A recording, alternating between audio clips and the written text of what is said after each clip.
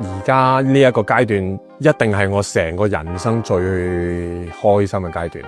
爸爸媽媽陪住我啦，健康啦，佢哋享緊福啦，旁邊有太太啦，亦都有我嘅仔女啦，兄弟姊妹、團隊、粉絲、歌迷、朋友、傳媒，大家都好錫我。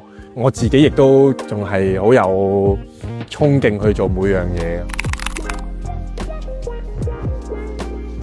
以前開演唱會啊，一定係好緊張啦，唔識得享受舞台啦，好粗略地喺個舞台度做完嗰啲嘢，就會覺得算啦，過到關就算。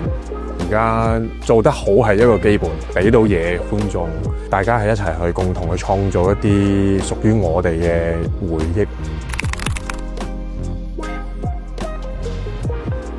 男人40就一支花，究竟係咪一支花咧？咁啊見仁見智啦。咁但係我選擇咗用綻放呢一個態度去繼續去走我人生嘅繼續嘅漫漫嘅長路，而唔係我40歲啦，我老啦，我唔打波噶啦，我留喺屋企啦，等我自己慢慢咁老去啦。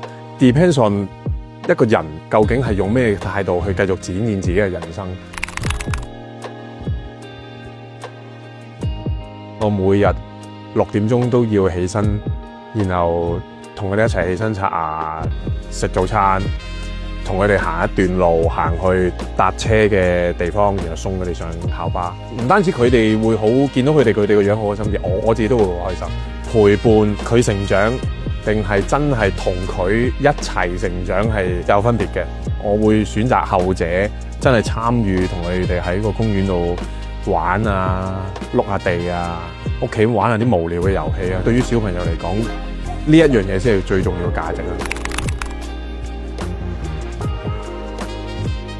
咁無條件咁樣喜歡一個人，其實係好難嘅一件事嚟嘅。有一啲支持咗我好多年嘅歌迷，其實佢哋可能連面對面都冇見過，點解佢都仲支持我？嗰個價值係好珍貴，呢樣嘢係用錢買唔到，用物質嘅嘢換唔到，一定係靠時間，大家互相嘅感應啦。我去輸出我嘅價值觀，我嘅作品，呢個係呢20年最大嘅價值。